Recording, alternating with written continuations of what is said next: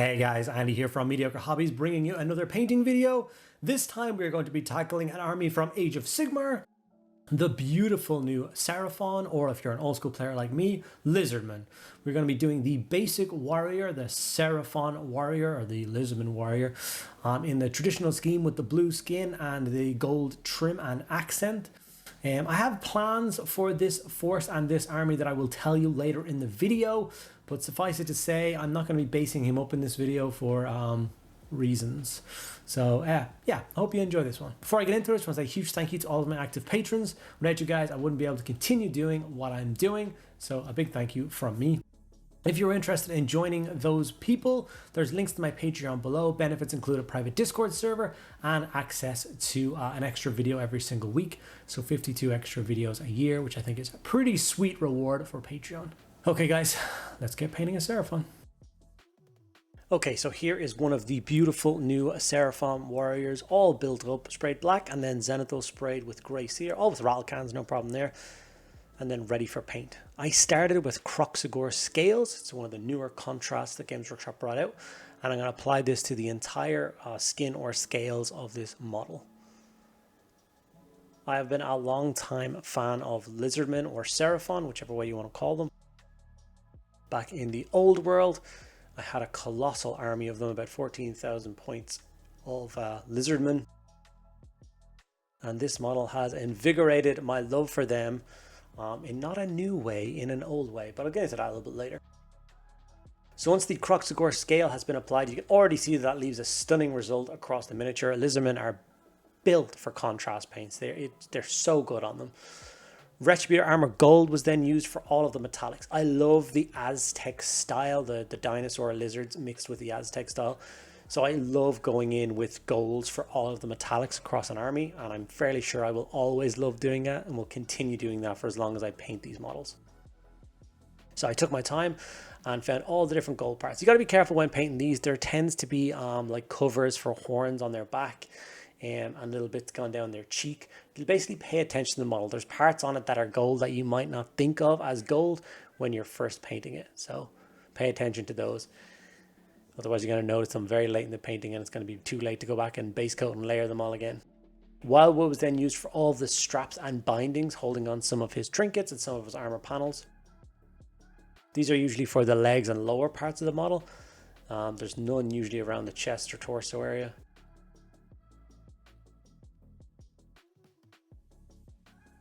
But it's quick and easy step to add another color and break up all of the blue.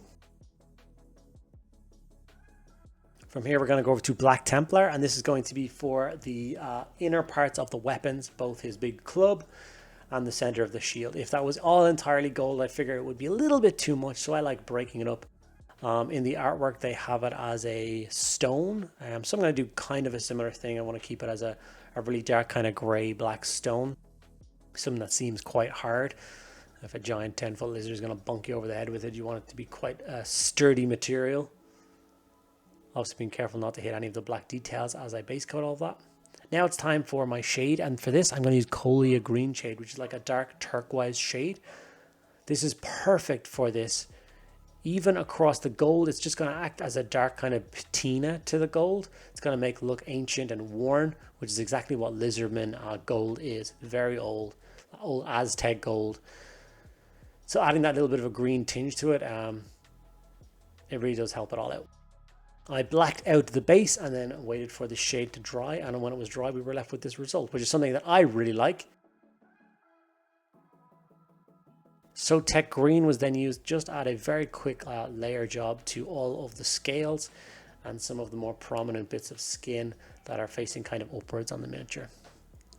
If you're wondering why, or if you've watched a bunch of my videos before, you'll know that usually the miniature is based by now. When the shade is drying, I tend to base the miniature. I am not basing these miniatures on round bases.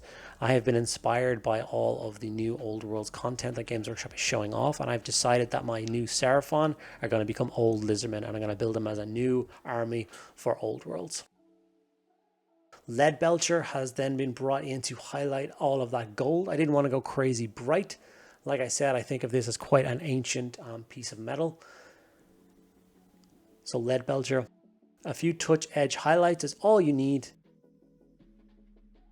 to make that gold pop a little bit. As see, I'm following the lines. I'm not being particularly careful or slow, taking my time. I'm going pretty fast and pretty aggressive, but it acts really well for the gold. Volupus Pink was then brought in for basically all of the inside of his mouth, trying to get all of his gums and tongue and all those bits and pieces. Volupus Pink makes a beautiful base coat for that. Xandri Dust was the first coat we're going to use for all of his claws and all of his teeth. Obviously this is a big angry dinosaur, so he's got pretty sharp teeth and pretty big claws. So Xandri Dust acts as a perfect base coat for that. Eshin Grey is the colour I'm going to layer up all of the black parts with, those dark, rich stone colour. Like I said, I didn't want to go really bright and vibrant. I didn't want to detract from the gold or the blue by introducing another bright colour. So I wanted to keep it nice and dark. I think Eshin Grey was the correct choice to use for that. I of course did that for the inner panel of the shield and the haft, the middle bit of his big bunkin stick. Ushabti Bone was then brought in to highlight up the Xandri Dust part, so the claws and the teeth.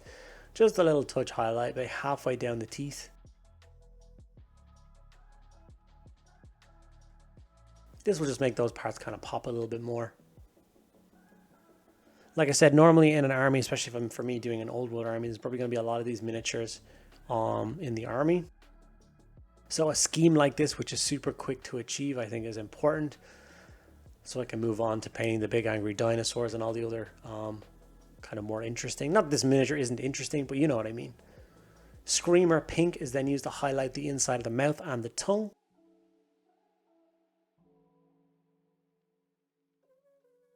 And that's pretty much the last step that I'm going to go to on painting up a basic Saurus Warrior. With that, the final result will look something like this, which I think is quite a nice result for such a quick scheme. If you definitely have a unit of 10 or 20 of these all painted this, it's going to be quite a staggering or a unit on the tabletop. I meant to say striking, but let's not pretend. A few high-res images just to show you what it looks like on the tabletop. And like I said, I'm really happy with this. I will be showing you guys them based on square bases as soon as they come in. And I cannot wait to get stuck into this project fully with the rest of the releases. Okay guys, and there we have it, a Seraphon Warrior painted up and ready for the tabletop. This isn't a masterclass video. This is how to get the 40 to 60 basic Saurus Warriors finished and painted for your army in a decent time and looking pretty cool.